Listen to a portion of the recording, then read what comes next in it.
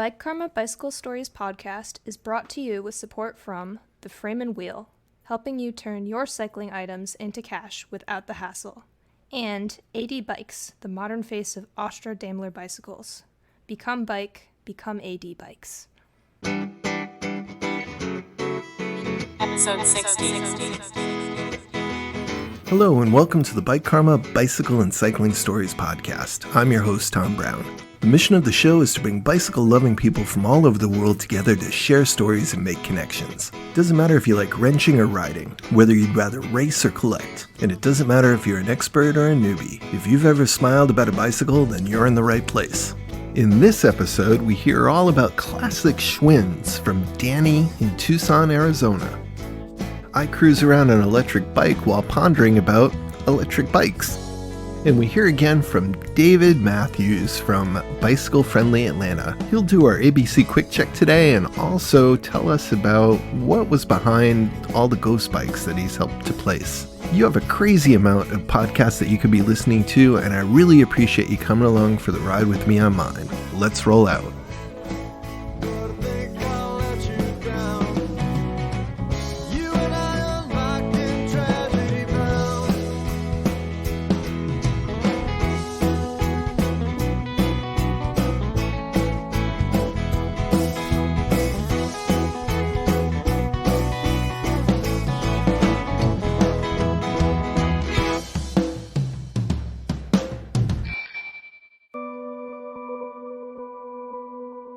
So as you know, the mission of the show is to bring bicycle-loving people from all over the world together to share stories.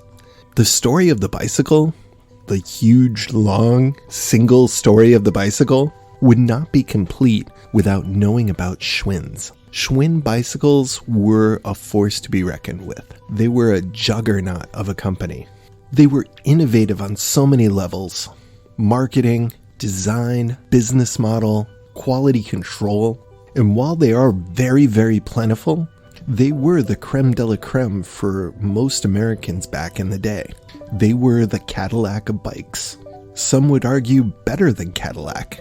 And while you can go to your new big box retailer and buy a bike that has the name Schwinn on it, many collectors, even though they love the name, don't consider the new bikes to be true Schwinns. Now this is an opinion, as they are actually Schwinn bikes, and to be fair, some of them are pretty decent quality. But to most collectors, Schwinn bikes refer to all the bikes made by Schwinn up through the Chicago era. When the company stopped producing bicycles in Chicago, many enthusiasts see this as the end of that Schwinn era. So when you go to a swap meet and you talk about a Schwinn, it's inferred that you're talking about Chicago Schwinns. Now, during that time, there were Schwinns made in other places that were of similar quality, but different. But as I understand it, these were more specialty bikes or specialty subsets of bikes. So we're going to talk with Danny from Tucson. Danny is a Schwinn guy through and through. But what I like about him is that even though he loves Schwinns, he can see the value in other bikes. He just chooses the Schwinn. Now, unfortunately, one of the mysteries of the internet was that this particular recording, the audio got weird sometimes. I did my absolute best to try and tweak it so it'd sound as good as I can make it sound. So I'm going to ask you to do me a favor for this one part. For this one story, when the audio doesn't sound perfect, just forgive it. I say this with a big please and thank you. As I listen to it myself, I hear the audio getting a little wonky. As soon as you start to notice it, it gets better. So just imagine you're talking to a really good friend. You finally connected back up with them and the signal strength isn't great, but you can still make out the conversation. One thing that still definitely comes through is Danny's passion for these Schwinns. It's like he takes you right under his wing and tells you all about them and what he loves about them. So get ready to hear why Schwinn bicycles have such a cult-like following and why those Chicago Schwinns are truly a breed of their own. But they were always an excellent bike. They were always a very stylish bike. They were typically made mostly in America, but when they did farm things out to other countries, it was countries like Germany and Sweden and things like that. So they were always built with very, very good quality materials, and the craftsmanship to me is like no other. I've been into them for 2/3 of my life. I love them to death, and I see other bikes, and a lot of guys like other bikes, so I try to get interested and try and figure out what the mystique is, and I just can't wrap my mind around anything but Schwinns, and that's just me.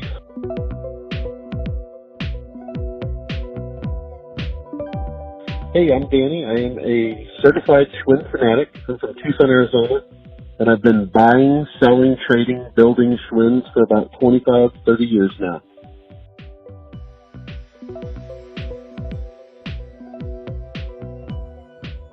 All right, so what do people think of when they think of the name Schwinn? All right, so in my experience, I run across a lot of different people, a lot of older folks. Me, myself, I'm 47 years old, so when I say older folks, I mean like 50 and above, and that's not a reference to age, but just older than me. I sort of missed the Stingray era myself, but I was always really interested in them, watching various television shows and movies that had Stingrays in them. I have an older brother who's a hot rod enthusiast and a muscle car guy, so he was always into cool bikes and cool things, and so anything he had, I always wanted myself because he was older than me. So anyway, the word Schwinn, people hear it now, and most people that are my age or older think of quality American-made bikes, better quality, better price, value, everything. Schwinn is not ever by any means considered a lightweight, exotic race bike or anything like that. They're typically referred to as tanks. They're heavy bikes. They last. They take a beating. Typically been used and beat up. People have earned money with paper routes and different things, doing stuff with their bikes. And a lot of kids had paper routes and wanted to save for a bike, so they would get a paper route and do their thing, collect their money, and go buy a Schwinn, and then outfit it to do so with hooks to hang the bags from and baskets and whatnot. So a lot of people hear Schwinn and they just think of Americana, history, heritage, good quality.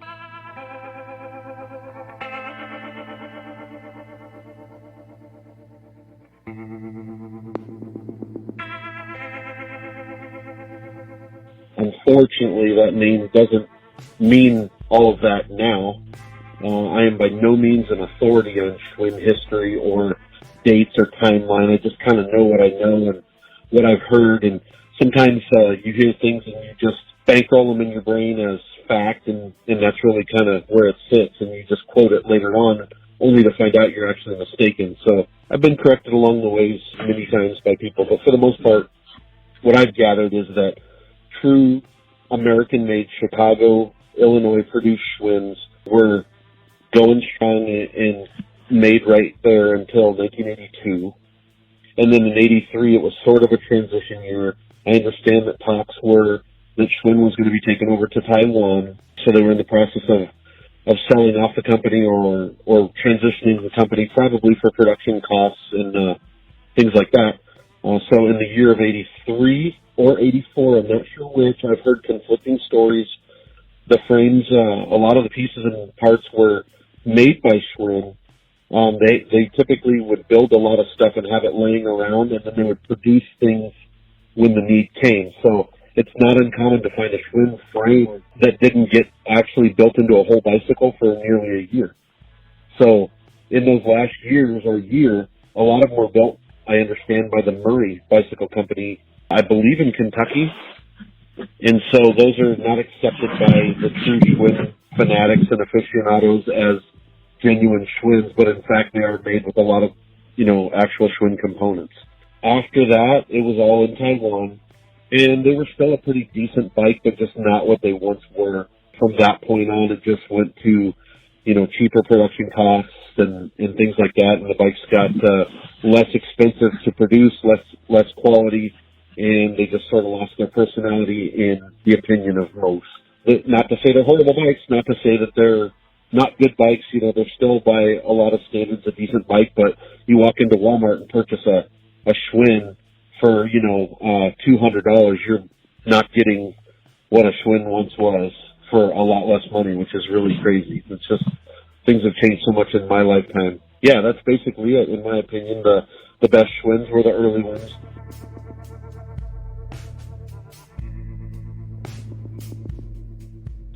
They're great bikes, great quality bikes, and for the money, they were just amazing. Like, it just blows my mind that they could produce bikes with the steel tubing, the beautiful, excellent chrome quality that they had, all the cool little details and everything, and a whole bike would be like $75, and it just blows my mind that that could happen, because now you can't get one single component made in the USA that's good quality for that money.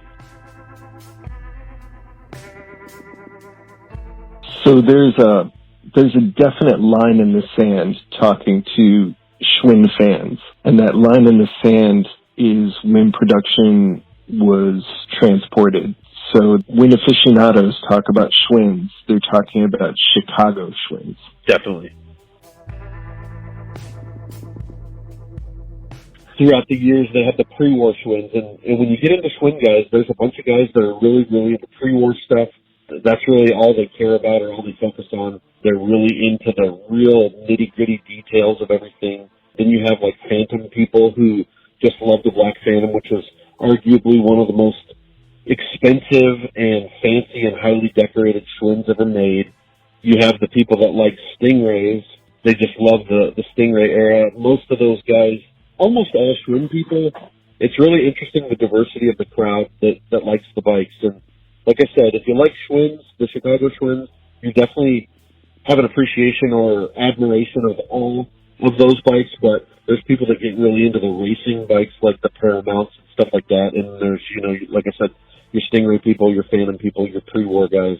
I know that the company was sort of losing steam in the early 60s, and I believe it was Frank Schwinn that came in and took one of their small little frames, and he added what effectively became a banana seat.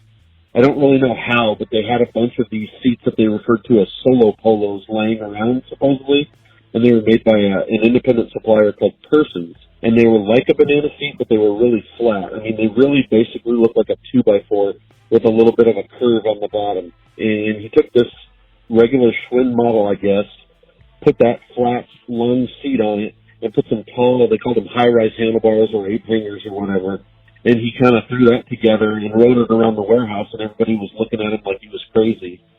And he showed it off in a few meetings, got the opinions of a few of the big volume dealers across the country, and it kind of just became a thing. And of course, California is on the forefront of a lot of things custom and cool, and I guess it really blew up out there and just really tied in with the hot rod scene and the Big Daddy Ed Roth drag craze and all that. All that stuff kind of goes hand in hand. The Von Dutch pinstriping and all that hot rod, early 60s California custom bicycles, motorcycles, cars, it all sort of ties in together. So that kind of breathed new life into a kind of stagnant company, because after the war, the materials were more readily available. They pumped out a ton of bikes. They got kind of fancy with them. They had a lot of chrome and a lot of really cool gadgets that they didn't necessarily need for function.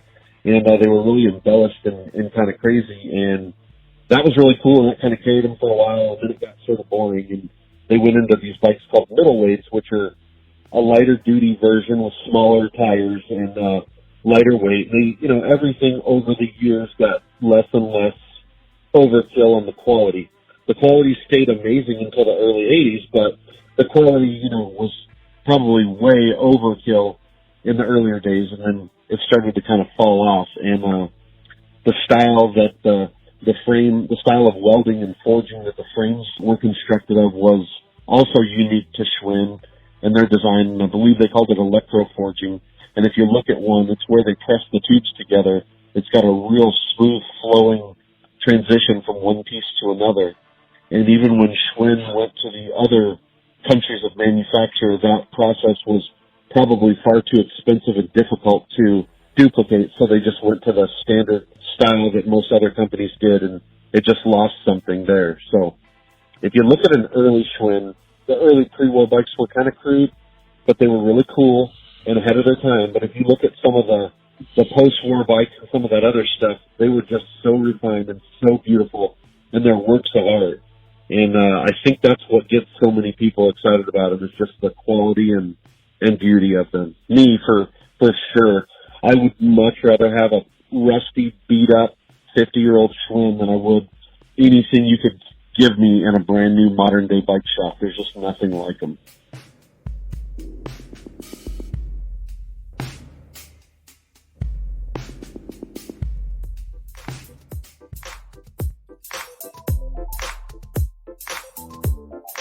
So I'm going to have a confession now. When I first started flipping bikes, I hated Schwinns.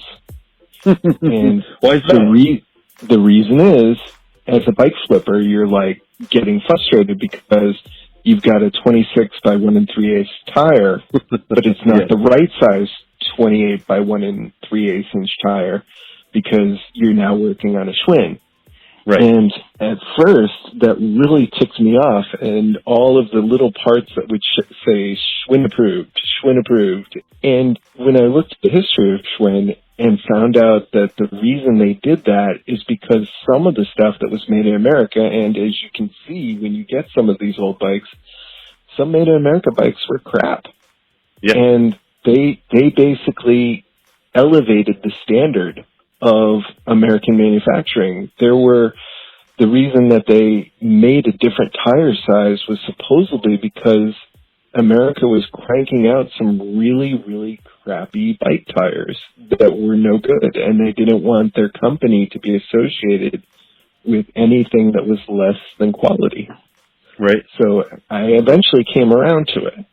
Every single person that does any time in the Schwinn lifestyle learns that hard lesson where they buy a bike and it needs tires and they run to their local bike shop and 26 by 1 3/4, that's the same as 1.75, right?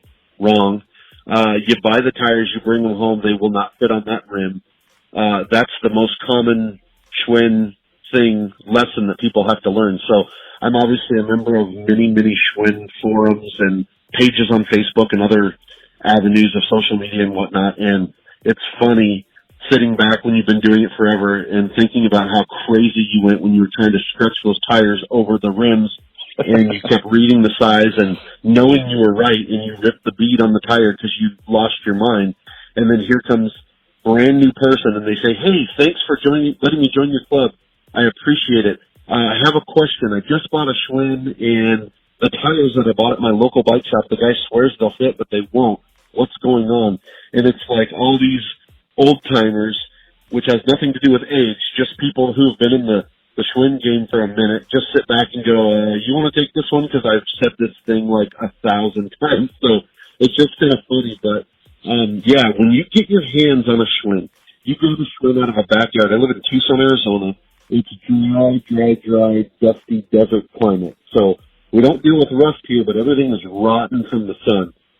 So you find an old bike in a backyard, and the sun has baked all the grease out of the bearings if it's been sitting for any length of time. And, you'll see some surface rust, but it's very unusual to see something that is truly genuinely rusty and can't be brought back. But you grab one of these bikes, you take it apart, and the bearings are brown and orange with rust, and they squeak when you try to roll them or rotate them or turn the fork or whatever. But you take those things apart, you clean them up as best you can, you wire brush things if necessary. Most of the time you soak them or whatever. You put fresh grease on them, and those bearings, the ball bearings, the cages for the bearings, the races, everything is so amazingly built and crafted. 50, 60-year-old things, you can just run them and be golden. I used to be, when you first kind of get into the bike thing, not everybody but me and most people that I've met, you take things off and discard them and go buy brand new ones at your local bike shop because new is always better than an old rusty one, right? No, not at all. You buy a brand new bearing made in whatever country makes them and put a few miles on it with some good quality grease, and the balls start to literally crumble and fall apart, or they get flat spots in them. And you're hard-pressed to find an old Schwinn bearing that's bad or shot. I mean, they'll be rusty, but you can typically revive them with some grease and some elbow grease and some actual grease, and they'll come right back. And, you hold the bearing races in your hand for the fork cones or the cups for the bearings or the cranks or the goosenecks, the forged goosenecks and all those parts. You just hold those pieces in your hand, and they're so heavy. They're ridiculously overbuilt. They're so heavy. The quality is amazing. And, 8 times out of 10, you can revive the chrome on one unless it's just really, really been soaking in water or sitting in a bad spot where it got a lot of moisture. Typically, an SOS pad, some liquid detergent, and, worn out fingertips, and you can make all that comb come back. And, you buy a pretty decent bike at a bicycle front nowadays, leave it out on your back porch, not in the direct weather, but out on the back porch where the different elements and air temperatures can get it. And one good season out on the back porch, under cover, but exposed to the elements, and that thing will be frozen and locked up and completely needing to be rebuilt or serviced or parts replaced or whatever. And you can drag an old Schwinn out of the backyard and squirt some grease and oil on it and, tires. I'm exaggerating here, of course, but you can very minimally get one of those things going, and it just amazes me. And I have drugged so many bikes. I do flip bikes. I do buy bikes. I sell bikes. I trade bikes. I do it to feed my addiction and to try and offset and take the edge off the costs that I put into these things. And, you can get a bike going and get something roadworthy very easily. Of course, tires and tubes and stuff make the price go up and things like that. But if you have a good supply and a good pool of parts to choose from, you can whip a few things out, swap them out, and get it going again. And that's just something I've never been able to duplicate with any other brand. Because if you're into bikes enough, other things will come your way. And when you're kind of a Schwinn snob, you turn your nose up at those other things. But once in a while, something comes your way free. Somebody just says, oh, you want this old bike? And you really don't, but you take it just because it looks kind of cool or you think you can sell it. And every time I tear one apart and something goes wrong, I just shake my head and laugh because I knew better than to mess with it. And I'm not saying that everything else out there is junk. I'm just saying I have been spoiled and I love my Schwinns. It's crazy.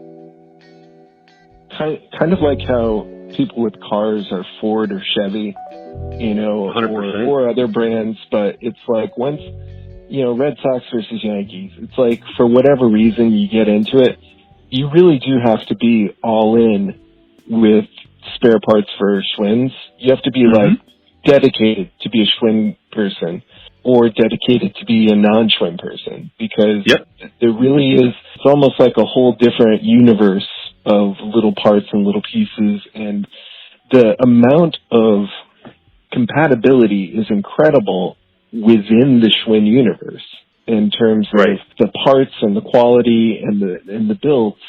But to start mixing that with the other universe, it's kind of like matter and antimatter. As much as you can. Yeah. Yeah, you can take a seat post clamp from a mid-70s lightweight racing bike, like, say, a Varsity, and you can put that same seat post clamp onto a, late 40s post-war Schwinn balloon tire bike, and they interchange. The seat post size is a weird size also on Schwinn. It's 13/16. And they basically all are from the 40s or probably earlier all the way up into the early 80s. It's 13/16. And, if it's a Saturday afternoon and you need a seat post for a Schwinn, you're not going to walk into a bike shop most of the time and buy one off the shelf. They have their little peculiarities, and that is where hoarding comes in handy because, like I said, I see those lightweight bikes which don't interest me in the least because I'm not a super crazy cyclist. I just like to buzz around and chase my kids around my bikes and have fun. But I do buy those bikes because they're a wealth of good parts, like all the bearings, the pedals, the cranks, the goosenecks, the hardware. Even Schwinn hardware is unique. A lot of it's just regular American-sized hardware that you can go purchase anywhere, but the head styles of the screws are different, and the washer for like certain things like the gooseneck pinch bolt is a small outside diameter, so if you go buy a hardware store washer, it's not going to look right or, whatever and stand out. So, yes, most definitely within the Schwinn world, tons and tons of interchangeability for decades. But as soon as you step out of that box, it's all different.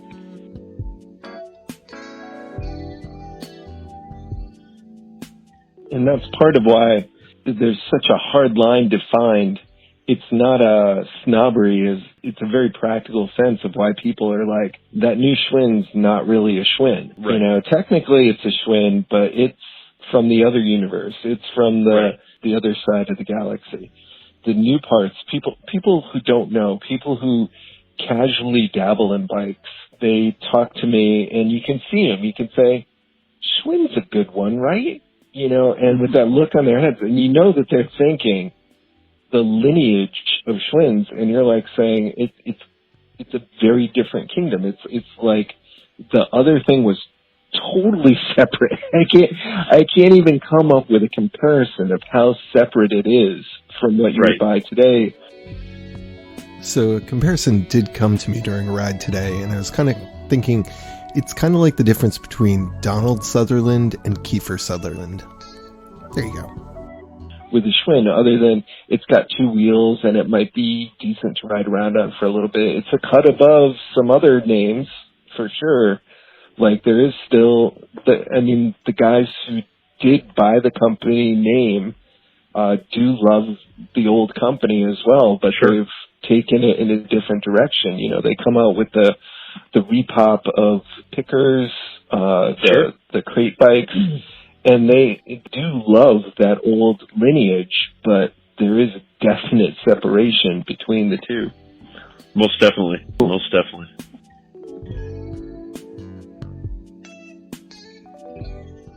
When you talk about Schwinn, the other reason that I did not like them at first was that they were a little bit out of our price range back when I was a kid.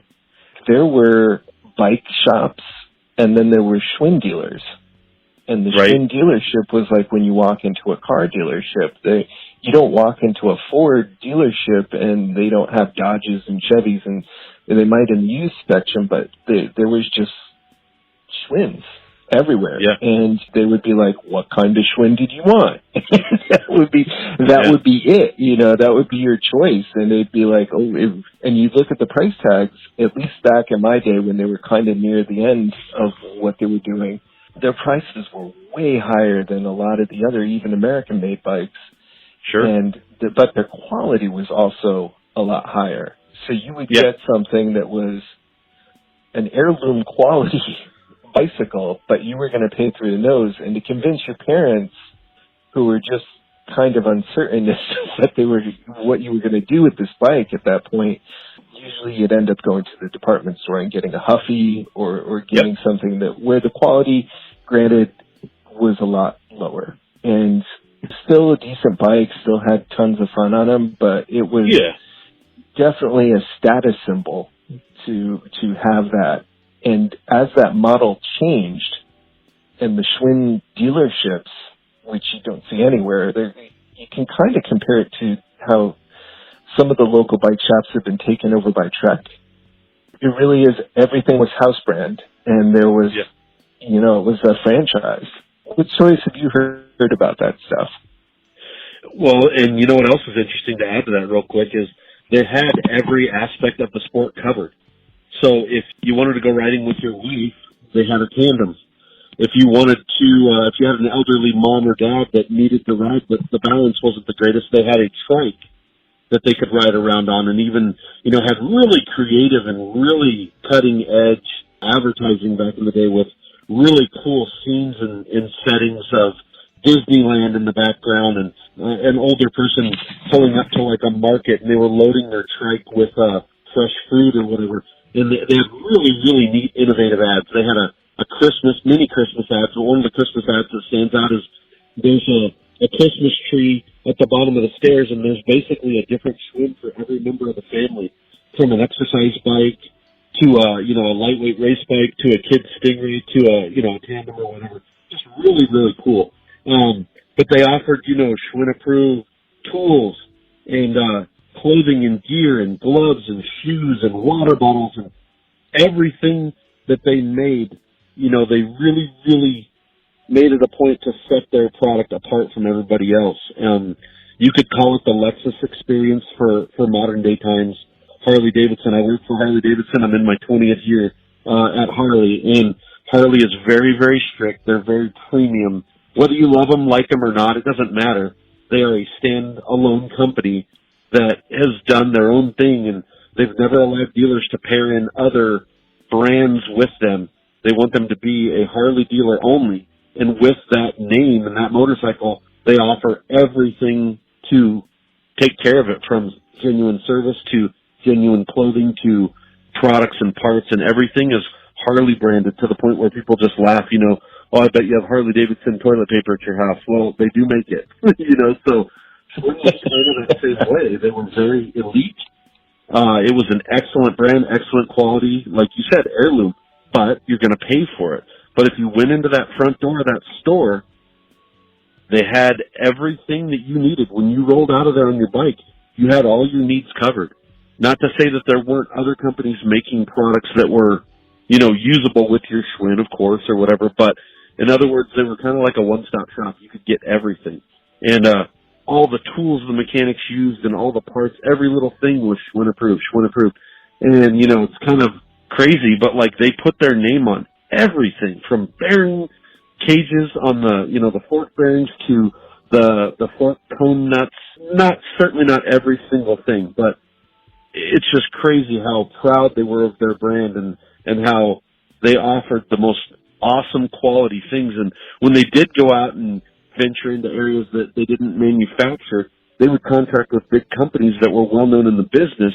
Like they used ACS hubs, the aluminum hubs, in some of their late 70s and 80s bikes, and in the cruiser lines and the Spitfires, and some of the kids' bikes like the Scramblers and stuff had these high flange hubs.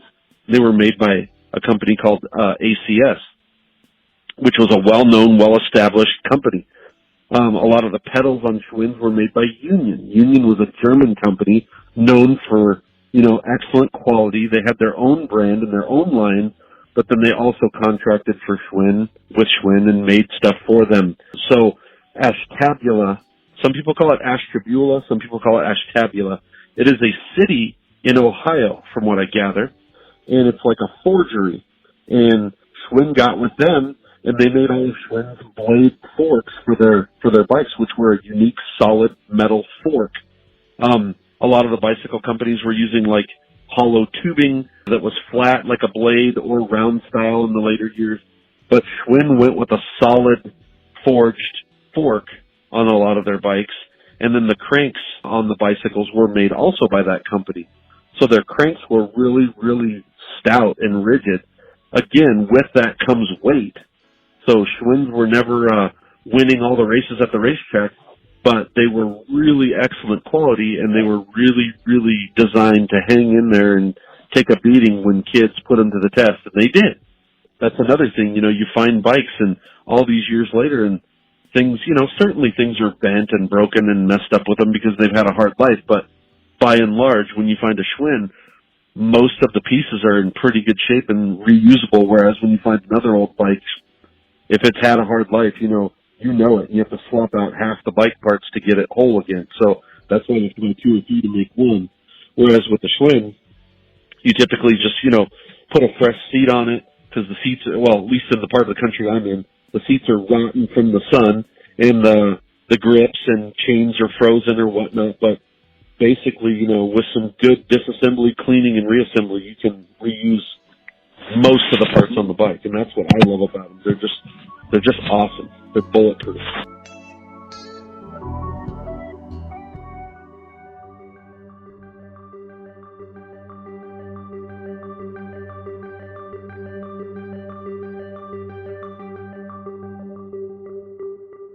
When Schwinn started going down, when they started losing the market share in the United States, I've heard rumors that there was a single bill that was introduced that changed some type of tariff structure or import-export structure that basically killed the American bicycle market. But I've been unable to find anywhere else. I read it once briefly, and I was like, I got to go back to that, and I've not been able to find it since. But there was the other issue, which is a little bit more recorded, is that some guys out west started bombing down hills on old Schwinns and other bikes with coaster brakes, and the repackers who started mountain biking, and they supposedly approached the Schwinn company and said, hey, mountain bikes are going to be a thing. And this was after the muscle bikes, after BMX had started, and after the 10-speed boom, which Schwinn survived all of those and got into all of those. And they kind of came up and said, hey, mountain biking is going to be the next big thing. And Schwinn was like, yeah, maybe. We'll pass. Yep. that was definitely a blockbuster moment for them, like when Blockbuster had the opportunity to buy Netflix.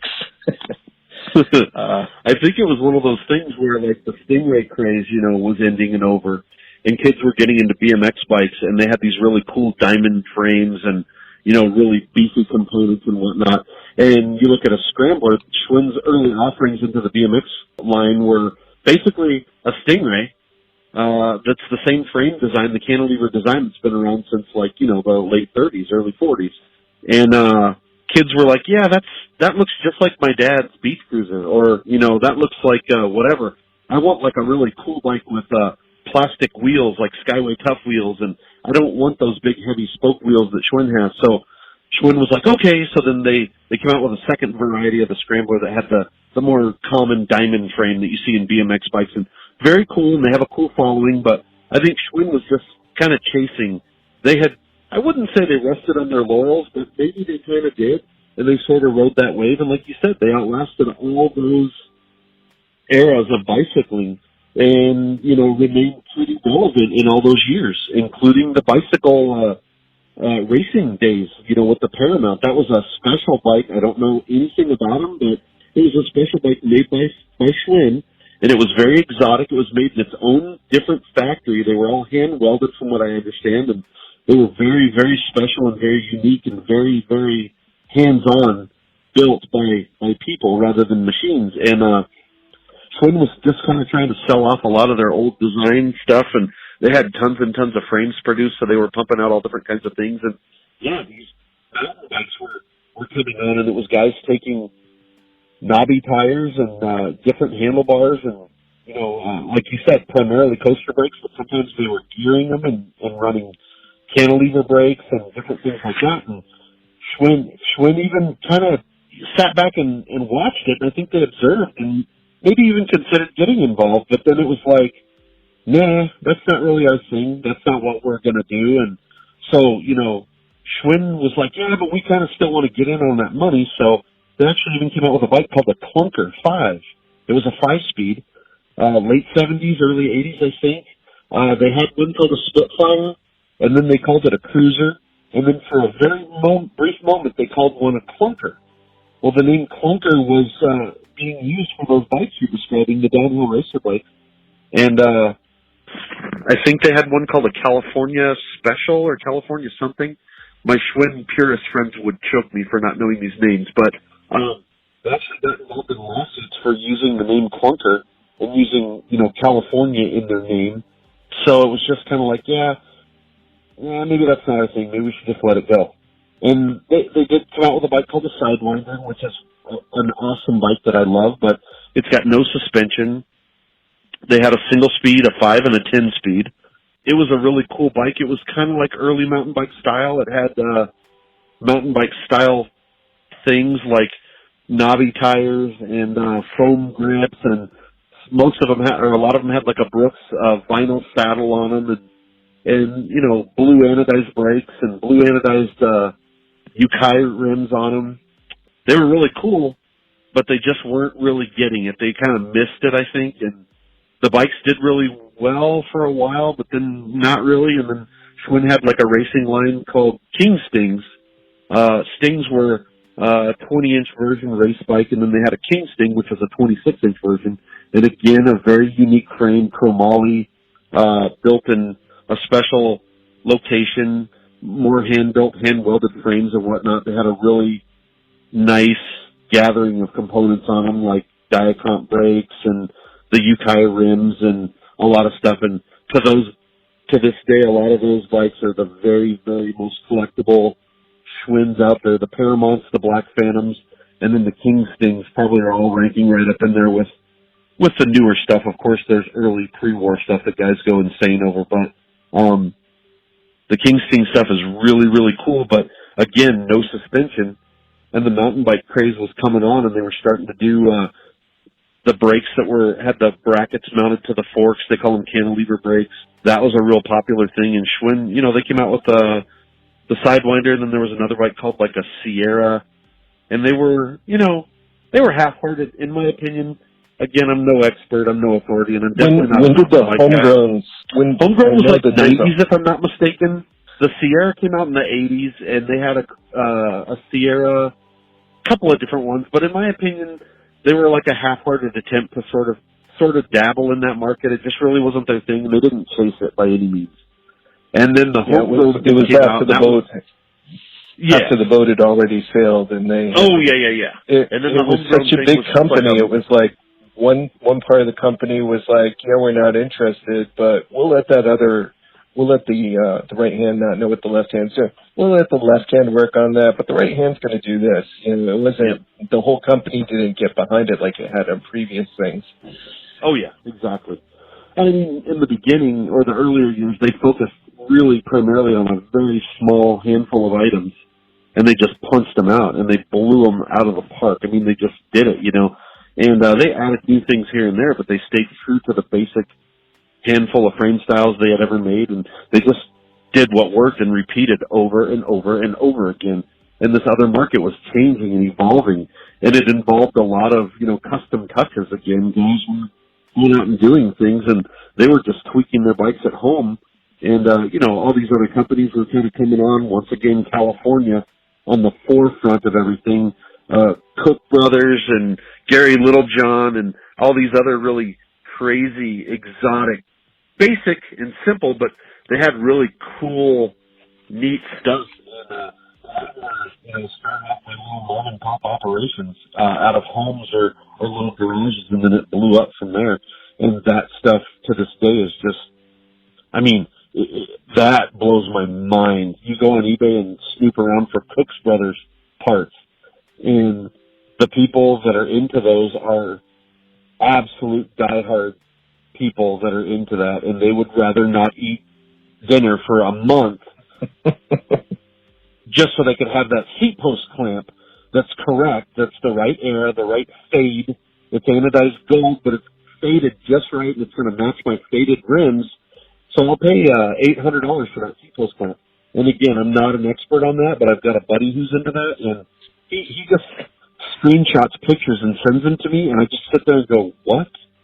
And I work for Harley Davidson. I'm not numb completely to pricing, and things still shock me. But for the most part, I've been in retail for a long time, and I kind of have an idea of what things go for. And then he sends me these pictures, and I'm like, what? And he'll tell me, and he's in the scene, so he's not some noob that's just trying to get in and paying whatever they're, he considers himself pretty thrifty and pretty up on things. And he'll tell me once in a while, not bragging, but just like, yeah, check it out, I bought this for this price. And he's so thrilled that he stole it for that price. And I'm just like, wow, like I just can't even believe that kind of money is put into a bicycle, and he's, he's very, very into it. He's got a lot of cool stuff, but he really goes out and digs to find his stuff. He's not just some super rich dude that lays out bucks real easily. He digs hard to find things, but the stuff he comes up with, and he's thrilled to have bought it for the price he did. It's just a whole other world for me. It blows my mind. It's the way people felt when they first saw the balloon tire bikes from the first era just skyrocket, and they've gone down in price since then. Sure. As each generation goes through, but yeah, that was a huge part of it. The Pee Wee Herman movie came out and just blew up the scene and revived the balloon tire thing back in the 80s, and it rode that way for a while, and Schwinn even reproduced Phantoms in the 90s, late 90s, and they came out with a whole reproduction line of crates, and they were really, really great, and they focused tons of money and tooling and energy into making really accurate replicas, but that ultimately were just too expensive to produce.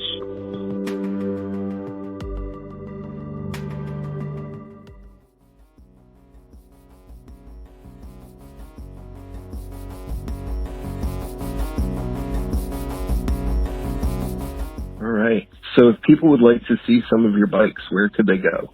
My only outlet for showing anything is Instagram, and my name on Instagram is D as in Danny, S as in Schwinn, E as in exchange. I don't use the word Schwinn because it would be illegal to do so, but it's DSE _ Tucson, because I live in Tucson, Arizona. And Tucson is TUCSON. And I am a family man. I have 2 young boys at home. I spend a lot of time with them, of course, but I do sneak out to my little bike room and try and pump out some builds here and there. I buy and sell and trade a lot of stuff, and it's 100% my passion. It's not by any means a business or anything I can make money on because I'm in so deep. I sell something for $10 and I turn around and spend $80. So it's just something fun to do, and it's 100% driven by the amazing quality of these bikes. Well, thanks for sharing. And yeah, thanks for letting me talk to you. All right, I appreciate the opportunity. Maybe when I get out there to visit my daughter at some point for college, when this whole pandemic thing winds down, hopefully, we can go take a ride around the block or something. I've got a bike here with your name on it. You're up this way. Awesome. And let me know if you ever see an extra large frame, because I guess those are the king frames is what I would need.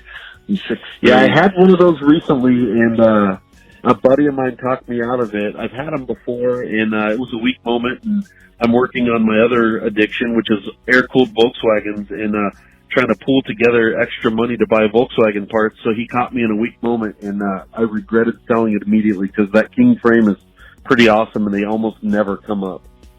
Yeah, they don't. All right. Hey, it was good to talk to you, and take care. You too. Thank you very much.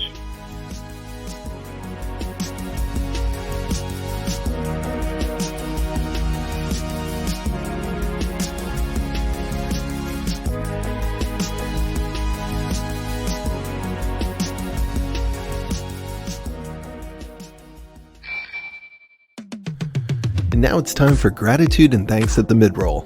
For following on Podbean, thank you to Ben Thomas and Zay Forwardner. I hope one of those was pronounced right. Thank you for the encouragement, Niles Dewey. And then I actually know a knight in England, but it's Sam Knight from the Halfway Home podcast, where he bikes halfway someplace and a friend bikes halfway someplace. It's an interesting podcast. And then they share stories. Then also thank you to Troy Harding from Indiana, who wanted to hear another ghost bike story. And there you go. It's one came up in the episode. So thank you for the encouragement and suggestion. One of the easiest ways to help out the show is to share information about the show.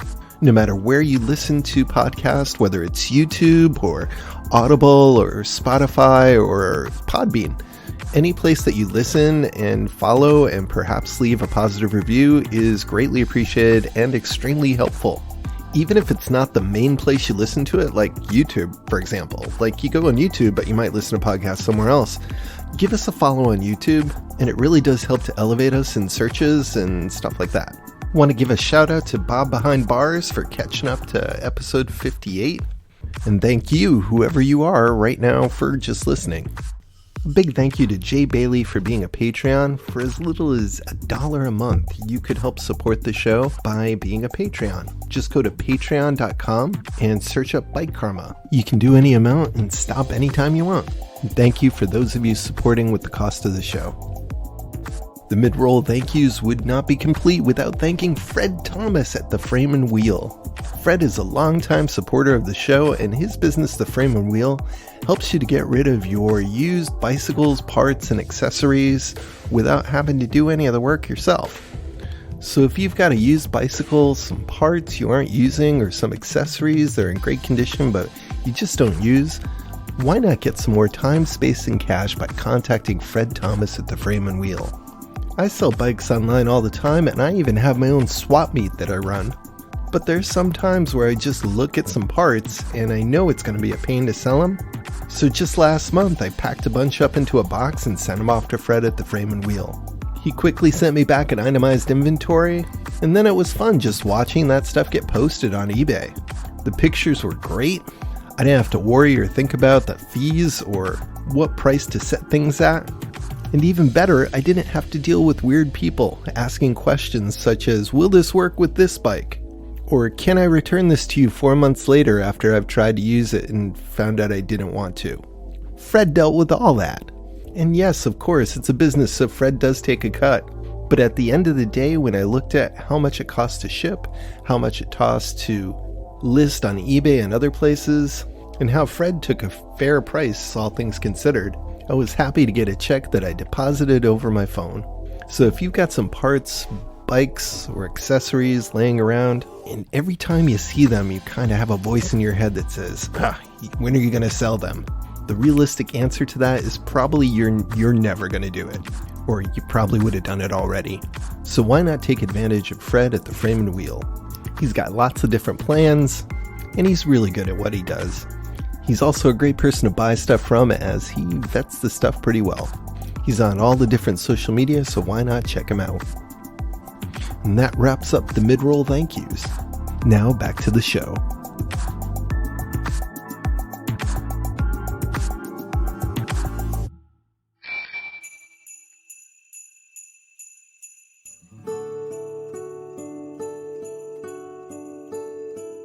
Hi, my name is David Matthews. I'm from Bike Friendly Atlanta. I'm here to remind you to do your ABC Quick Check. Our mission at Bike Friendly Atlanta is to raise awareness for safer streets for all to use by placing ghost bikes around the country southeast and trying to raise awareness for people to treat each other safer while on the road using automobiles, cars, or bicycles. To date, I've placed over 85 ghost bikes around the southeast and anywhere from Santa Ana, California to Orlando, Florida, and anywhere in between. These people were simply out for a bike ride, possibly going to work, possibly going to see friends and neighbors, and tragically they were taken from us, and these ghost bikes commemorate them and try to raise awareness on a daily basis that we all can use our roads safer and be a lot nicer towards each other. And today, I'm here to remind you to do your ABC Quick Check every time you ride. Not doing it can cost you dearly. A, always check your airs and your tires. A lack of air also causes many pinch flats. The B is for your brakes. Sometimes squealy brakes are also a sign that your brakes are not operating properly. So check those before every ride. C is for the chain and the gearing. Make sure your chain and your gears are also aligned. This will help you have a better ride overall. Also remember to check your quick release or your through hubs. The nuts that hold those on or the quick releases need to be safe and secured very tightly. Those coming off at any speed can be a tragic crash for you and anybody around you. So make sure you check those. And then lastly, the overall quick check. Make sure you check over everything on your bike from front to back, top to bottom. And just remember, checking over your bike every time you go out to ride, and sometimes when you come in from a ride, can save you lots of heartache and also a possible bad crash. Make sure you check your bike before and after every ride, and it doesn't take a lot of time. And once again, during this holiday season that we're encroaching upon, I want to remind you that if you have any questions about Bike Friendly Atlanta, you can find us on Facebook and Instagram. Look up Bike Friendly ATL. We do service anywhere across the United States, trying to help our fallen friends and their families during their time of trials and tribulations down this long, hard road. They deserve better. We all deserve better and safer streets for everybody to use. No matter how you choose to use them, we can all get along a lot better on our roads than what we've been doing in the past. If you have any questions, please contact me through Bike Friendly ATL on any social media. I hope everybody has a happy holiday season, and take care and God bless.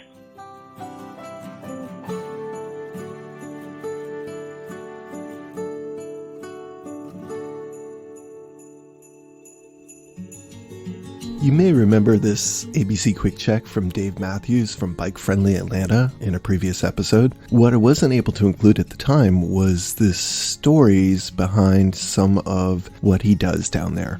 So with gratitude for his patience, I present to you the extended stories from David Matthews from Bike Friendly Atlanta.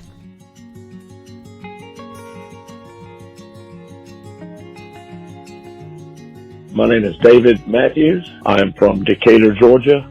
Our mission at Bike Friendly Atlanta is to raise awareness for safer streets for all to use by placing ghost bikes and trying to raise awareness for people to treat each other safer while on the road using automobiles, cars, or bicycles. I don't know if you've probably been following me a little bit. I've got another Instagram account called DMTA Tennis, which is basically me. I teach tennis for a living. I've been trying to re-energize my playing career. At one time, I was top 2 or 3 in the country in my age divisions. I've represented the United States a couple of times, and cycling was a big part of my training. So I'm trying to rejuvenate that career, and, you know, getting your knees and your legs and everything going again is a slow, steady process. And so I've been hitting a little bit. I've actually gotten my rackets out. I got new rackets from Wilson, and I've got a bicycle. Actually, the emblem of Bike Friendly Atlanta is the stencil on my racket. And so everywhere I go, I'm going to be wearing Optic Yellow, which is what I'm known for now, you know, through wearing Optic Yellow on my cycling kit, which is what the Bike Friendly kit looks like. I've basically taken that silhouette and put it on my racket, and I'm going to be wearing Optic Yellow when I go hit the court. So, you know, it's going to be a long process. I knew this, January 31st will be 10 years ago when I got hit head on by a car, and started building my first ghost bike a year later. It's been a mission of mine, and I just got to a point where my wife said to me, you know, you draw a lot of attention on a bike because you're a big guy, but you also draw a lot of attention on a tennis court because you've got a monster serve. And I said, you have a point. You know, I can cross over. You know, it's almost like an actor that goes into singing or vice versa. You go into different genres so that you can draw more of a crowd. And for me, it's not about me. That's got everything to do with these. I'm about to start crying. It's got everything to do with these families that, you know, they're going to go through this Christmas season and they're missing a loved one. And to me, it's just not acceptable.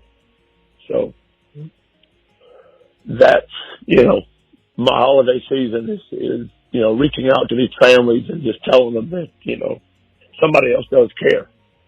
But, a lot of them have good families, you know, structure around them, and that's a good thing. But still, these ghost bikes have given them, you know, hope that there's some humanity outside of their little, you know, their little domain, their little family unit, that somebody else does really care. And that's important to me, you know, to not only to me, but to them, because they know that we are kind of unified by this horrific thing, but yet there's a lot of people that feel the same way. So hopefully, one day these voices are going to get heard, you know, up in Washington and in our state capitals, and you know, I hope it's sooner than later. You know, I posted something the other day that I said, you know, I hope I get to see it. You know, I don't know if it will happen, but I hope. You know, it's all I can do is hope.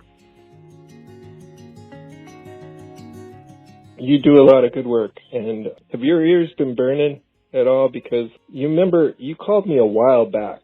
And I was in the middle of a ride, and I remember I stopped, I pulled over, and I know exactly where I was sitting. I was sitting right at the golf course, and I remember talking to you, and I couldn't remember if I recorded that conversation or I didn't record that conversation. So honestly, I have been, for the last however long it's been since then, I've been looking to see if I could find that recording, if there was a recording, and I have not been able to find it. So I figured we must not have recorded that day. Yeah. And you told me a whole bunch of stuff. I remember talking to you, and I'm like, oh Jesus, did I record or didn't I record? I gotta get this guy on the show. I gotta get this guy. He's doing a lot of good work. So let me ask you this: you got hit, and then you went to a ghost bike. What was the transition of going from you yourself being hit and not killed to putting that first ghost bike out there? I had somebody. I think it was my I have my doubles partner. We played, there's a lot of tournaments here around Atlanta, but we played for about 7, 8, 9 years. He's an attorney and by trade, but my idea with going through life is if you don't have to use an attorney, you did damn good, because that means you stay out of a lot of damn trouble. And, one day I just got hit and spent about 5 hours in surgery. My wife gets a call, I'm wearing road ID, and she gets a call and they leave a voicemail, and, they both go down. My wife and my 2 daughters show up at this medical center downtown Atlanta where I got, rushed to the hospital. I think it was that night. I happened to just be looking at my phone, on Facebook, and his wife, he's not on Facebook because he's an attorney. He knows better. His wife was on there, and she said something like through Messenger. She said, how you doing? Da, da, da. And I said, oh, I'm doing good, She didn't know I couldn't talk because my face was swollen. I hit the windshield face first. So my face, I lost 3 teeth and split my lip and everything. I said, basically, I'm doing okay, da, da, da, da, da. And she goes, well, if you ever need us, just let us know. And I said, well, funny you asked that. I do. I need your husband. And she goes, oh, God. What? And I went, I just got hit head on. And so basically he became my attorney.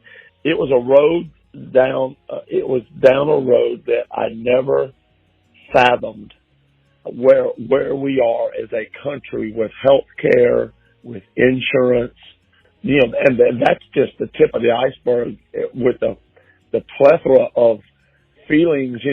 My wife is feeling, damn, are you going to get on that road bike again? And I'm thinking, how fast can I get back on it? Because to me, it's a part of my freedom. It's a part of, it really is. I haven't been on it much since the COVID started, since the pandemic started. I've been riding in my garage on my trainer a lot, but about a little over a year later, I was on a group ride here in Atlanta, and I do the 6 to 7 a.m. group. That's what you were laughing at last night, but that's the group I rode with because it's before rush hour. It's a lot less traffic, so you got a good chance of getting home.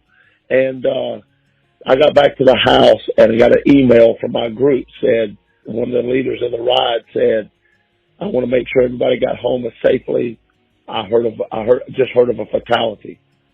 And I was like, oh, Jesus, don't tell me this. Well, I was safe, and everybody in the group was safe, and he immediately came back and said, we need to get this gentleman a ghost bike. And I immediately replied, I got this. The frame that I was hit head on a year and 3 months ago is hanging on my garage wall.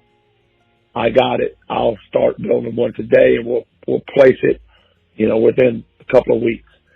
And I started researching it, and in my mind, I started thinking about what I had just went down. It's staggering the amount of mental stuff you go through thinking like, I could have just abandoned my wife and daughters. And it wasn't my fault. I don't get it. And the guy that hit me was 86 years old, probably shouldn't have been driving, but he got away with literally nothing. I mean, I got a settlement, but I got to tell you, money don't fix it. You'll never go back to where you were. That freedom as a kid, it's never going to be there again. And so I started building the ghost bike, and about 2 weeks later, it was, that gentleman got killed April 30th, 2012, about 1.5 miles from my house. And, I put the ghost bike down there, and it was met with unbelievable people that were they couldn't believe somebody else didn't know the guy. They couldn't believe somebody would do something like that. And I was like, that's tragic to me. That's, I can't believe we wouldn't do something that minimal. But to me, it's the heartfelt feeling of showing somebody you have no clue of that they care. Just out of the blue, somebody cares. And so for about the next, 10 or 15 ghost bikes, I didn't do anything. I mean, I did. I built a ghost bike, and I put a sign on it, rest in peace, the person's name. And I would just go place it at like 6 a.m. in the morning, like in the dark. And then, not calling myself an angel, but, you know, like angels do, they just kind of show up and do their thing and they leave. And unfortunately, what people don't understand is that when I got hit, I wrote it down all on a piece of paper for about 3 months. Every 3 months, I would go back and rehash it, what I remembered. And when I got hit, I was laying on the asphalt. I hit his windshield and deflected off and landed on my back. And this person came up and grabbed me by the back of the arm and said, "Here, I got to get you up and get you out of the road." And this lady helped me out of the road. I counted my steps because I had a blind friend when I was growing up.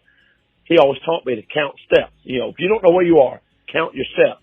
That way, at least you can kind of get close to, you know, where you are and stuff. If you have to go back and, remember it. And I was 3 steps from the curb. I was literally almost through the intersection. This old man was cutting the corner, going down the wrong side of the street to get somewhere fast, I guess. And he hit me literally head on. I hit his right front fender well and ejected up, hit his windshield, deflected off in the street on the other side of his car. And this lady helped me up, and she sat me down, and I couldn't see because it was in the middle of the day, like 1:30 in the afternoon. My not goggles, they were like, riding glasses, but they were clear because it was an overcast day. I didn't need sunglasses. And I couldn't get them off my face because they were embedded in my nose from how hard I hit the windshield. They were in the cartilage of my nose, right there at the bridge. And I couldn't see because of the blood that was all over in obviously the fog was all over my glasses. And I could see out the bottom. And so, like 10, 12 seconds went by and the lady said to me, here's a shirt, put it over your face because you're losing a lot of blood because my upper lip was split in half. My chin was split. 3 teeth were damaged, my front 3 teeth.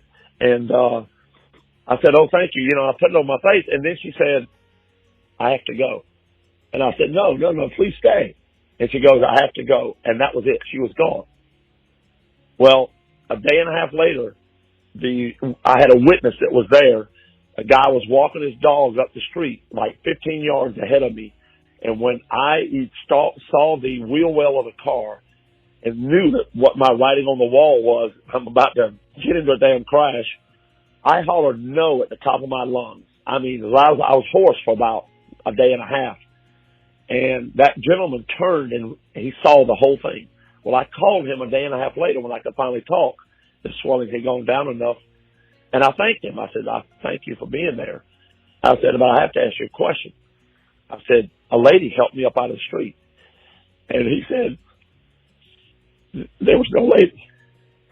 And I said, "Oh, yes, there was. She grabbed me by the back of the arm and lifted me up off the road and helped me to the curb." And he said, "There was no lady. It was you by yourself." And I was like, "No, somebody helped me out of that road." Because she said, "I have to get you out of the road in case somebody else drives up."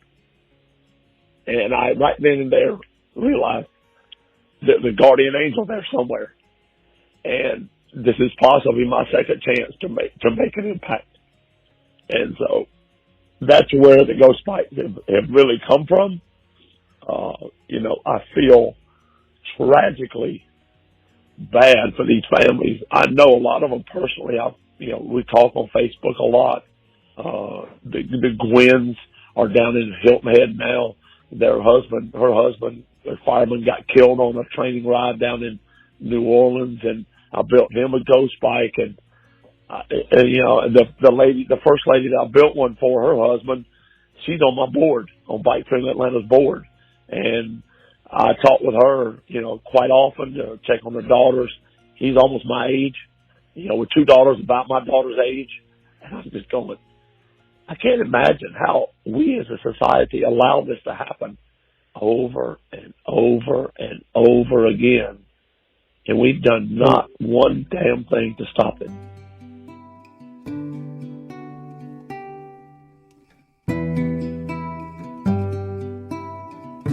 I got goosebumps when you're telling that story. That was great. To me, all we have to do is slow people down, obey the laws. You're not going to get there any faster. Maybe a minute. That ain't good. If you're more than a minute late leaving the house, you ain't going to get there a minute faster by speeding 15 miles an hour faster than the speed limit. you're also putting thousands of people's lives in danger by reducing your reaction time. And that additional speed is what causes fatalities. You know, we can build all the bike paths you want. You can build all the protected bike lanes you want, you know, especially the ones off the road. They're safe. I get it. I do. I put a ghost bike out for a 18-month-old in Orlando, Florida, 2 years ago. Adeline Aziza. She was 18 months old in a carrier behind her mom and dad. A lady ran off the road, hit the mom, the dad, and the little girl, and killed the little girl. So I get it. That's a freak thing. I know that doesn't happen that often, but speed is killing people at a pandemic rate. End of story. And to me, until we slow people down and make them obey the laws that we have speed limits. Why are we not closer to the speed limits is beyond me. And my mom was a driver's ed teacher, so I know all about it. I know why the speed limits are set as such. One of the hardest things I've ever done was about a month ago. My wish, and what I've been doing for 10 years now, is that I would never have to put a ghost bike out for a friend of one of my students, you know, one of my tennis students, you know, because they had a lot of friends. They go to a lot of different high schools around Atlanta, and, you know, Atlanta's like a lot of big cities. And one of my kids came up to me about a month ago, and he said, one of my friends got killed down in Destin, Florida on a bicycle. I lost it, and I lose it every time I'm talking about it. And I said, oh, my God. And he goes, Theo is his name. And I was like, I remember Theo from when y'all were in high school. This is what I did not want to happen. When it goes full circle to where people that I know are losing friends that they know, I got to hurry up and get something done, because it's just not, what we've been trying with all the bike lanes and bike paths, it ain't working. The people are not slowing down. They're not being considerate. So how are you going to get that one fixed first? Here in Georgia, we lose 1,500 people per year in a car fatality rate. 1,500. If we could stop that, I think cycling would fix itself. I think we would lower the number of people we're losing on bicycles and pedestrians also, because people would have to drive safer. That's the key. You still allow people to drive like they're in the Wild Wild West. You can put up a 6-foot cinder block wall and a cyclist won't be safe. A pedestrian won't be safe. They'll run through it. I know it. I see it all the time. Everybody needs to be responsible, but especially, to me, especially the people in the cars, because the onus on you is just basically to push a couple of pedals. You know, the cyclist, the runner, the walker, everybody else has got to power their own vehicle, and they do have a certain level of responsibility to do it in a proper manner and in a predictable manner. But the person looking through the windshield needs to be not only looking through the windshield, but also in your rear view mirror, in your side view mirrors. That needs to be a constant thing. And, you know, look at everybody as somebody trying to get to work, somebody trying to get home to their loved ones, somebody trying to get to practice. You know, everybody's got somewhere to be, but when you're in a car, you need to also value what everybody else is doing and the life that they live, because that could be your coach. That could be your doctor. That could be your teacher, your kid's teacher. And if you don't look at it that way, instead of being an aggressive person, and at some reason that car does that to a lot of people, you know, it's kind of like the social media to a degree. It gives you something to hide behind, but they call it a vulnerable user law. I just think that people in a car should be held accountable for the way they drive. And if you've got multiple offenses, the guy that hit the first ghost bike recipient that I got had 2 DUIs within 6 months before he hit that gentleman from the rear. He didn't get a ticket for following too close. And guess what he did a month later? Got a 3rd DUI within 8 months. And how is he driving still? But, we don't want to take away a driver's license. Wrong. If you don't want to do it correctly, don't do it. Driving is a privilege. It is not a right in this country. So until we start taking that and using it and making people drive properly, we're losing the battle. End of story.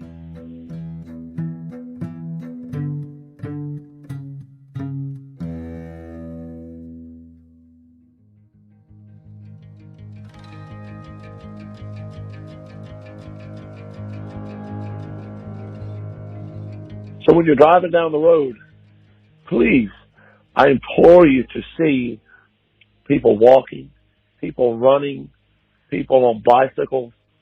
They are not delays in your schedule. They are not the reason you're going to be late to work or late to a meeting. They are people just like you are. They are human beings that deserve to be treated like human beings. Please do so.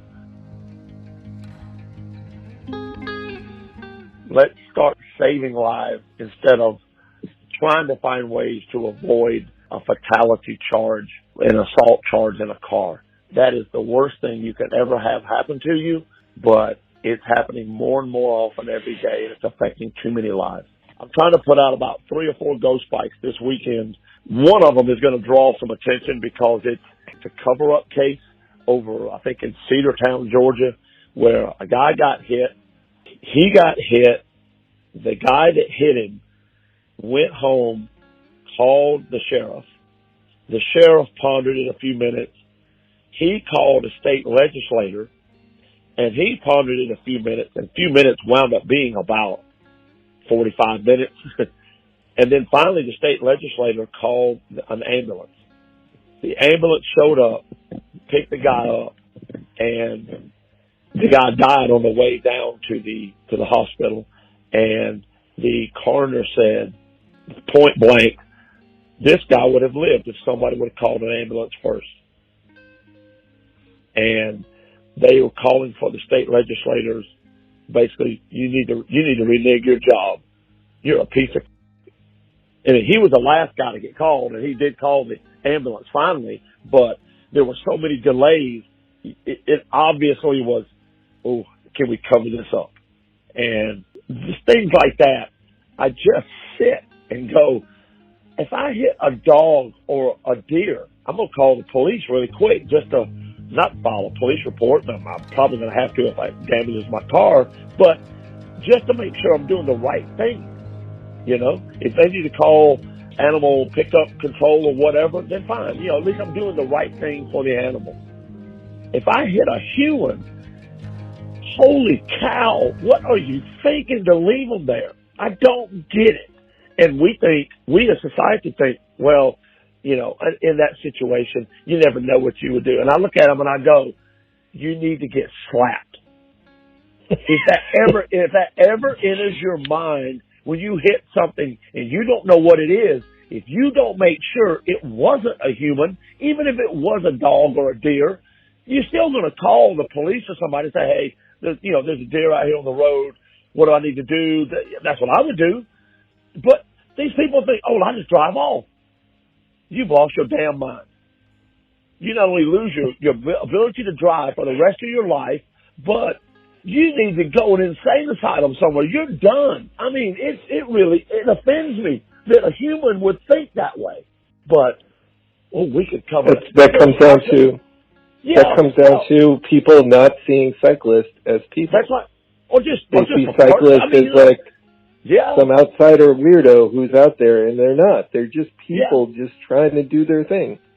You know, I hear people, I've had several of my ghost bike people, they get hit late at night or something, and people are like, well, what are they out driving? Cycling at night. I said, well, maybe they're going to the store, and that's their transportation. And they look at me and they go, well, they should have lights on. I said, well, yeah, if you had lights on and it was dark and you were going too fast, wouldn't you slow down so you could see far enough in front of your car so you wouldn't hit something like a person, a dog, a deer, something like that? Well, oh yeah. Well, then why were you going so fast? And why did you leave the scene of the accident? You think you were guilty? I think you just admitted it.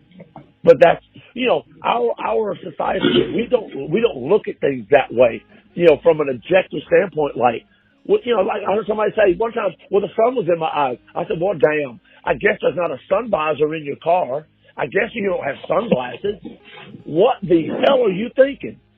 But, we want to think, how do we get out of it instead of how do we prevent it? Maybe we could slow down a little bit. Oh, God forbid we do that. You might smell some roses along life's line somewhere. Wow, that's what cyclists do. We enjoy the outside, to breathe the air you're going through That's part of cycling. That's what I like about it.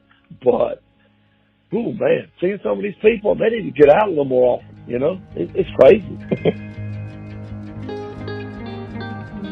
It's been a pleasure. It's been a pleasure talking to you.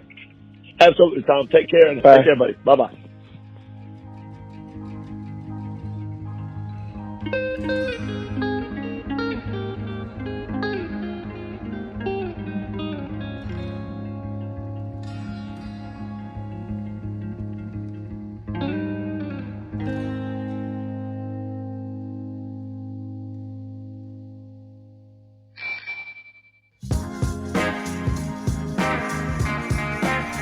So back in 2020, I finally tried a electric bike. It wasn't the latest or the greatest. Brand was an EG, and the model was a Maui. Set up sort of like a step-through hybrid with a front suspension, disc brakes, and a Shimano 7-speed. So definitely not the latest and greatest, but it was pretty good for a soon-to-be stormy afternoon up in upstate New York. By the way, this is less JD Powers and more wicked casual. I'm on an electric bike in upstate New York.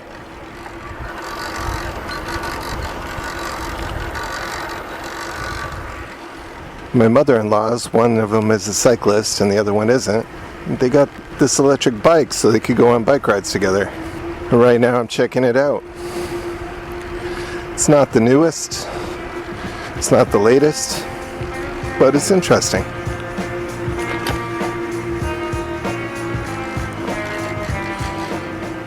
What it looks like, it's got a step-through frame. It's got a few extra buttons on it that you wouldn't normally see on a regular bicycle. So for those of you who don't know about electric bikes, the deal is you can be assisted in your pedaling or you have a throttle. The assist in the pedaling has different modes of assist. So here's the first mode, low, there's medium, and there's high.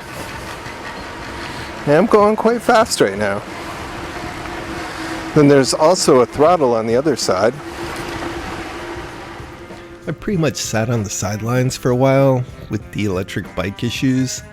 Just kind of watching the whole thing unfold. And the first thing right off the bat is I love adaptive technology. So anything that can help anybody else to enjoy life. From that angle, I'm a huge fan of electric and electric assist bikes. When it comes to competition, I mean, a lot of us are playing these virtual games on Strava, etc. On that front, I think it's totally not fair to have an electric bike go against somebody on a non-assisted bike.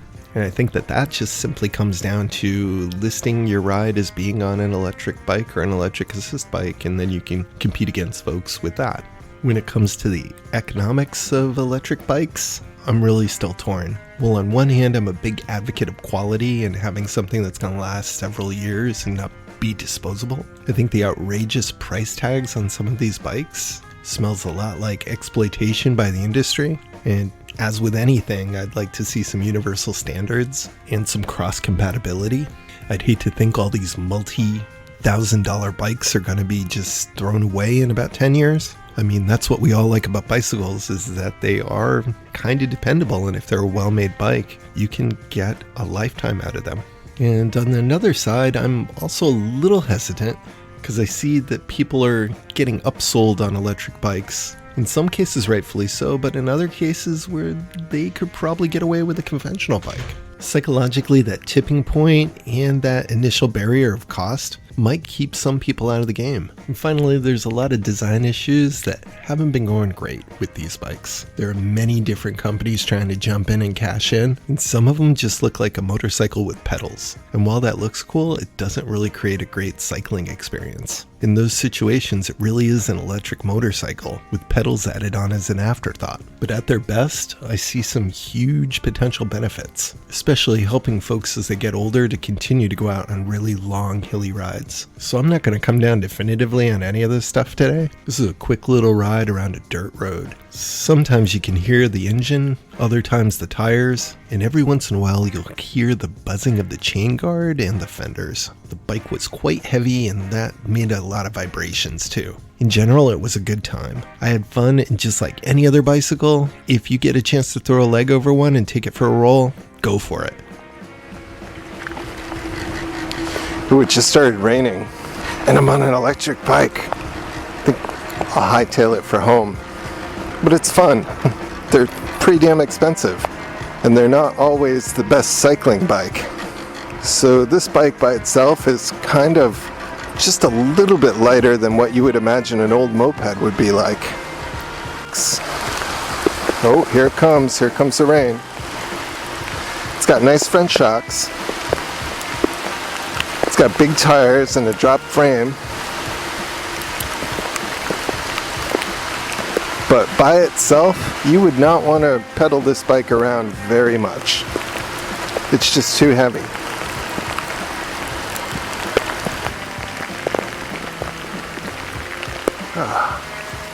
But if you need some assistance with your pedaling, it's got to be a good option. It's better to be out there than not be out there at all. So if you get a chance, it's just fun. It's all good.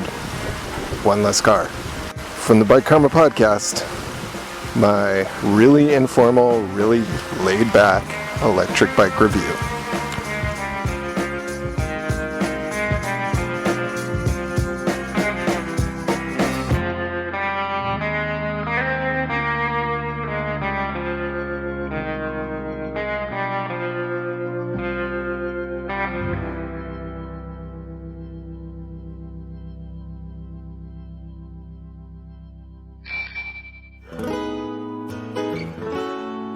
Thanks for coming along for the ride on another episode of the Bike Karma Bicycle and Cycling Stories podcast.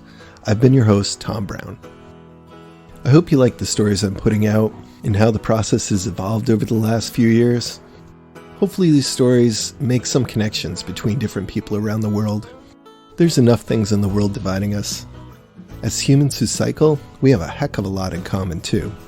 It makes me smile to remember that, and that's part of why I do this. Anyway, as always, a big thank you to Mobjack and Keller Glass for our opening and closing theme music. You can hear Keller Glass talking about his craft in one of our previous episodes, or you can go check out his music at kellerglass.com or mobjackmusic.com.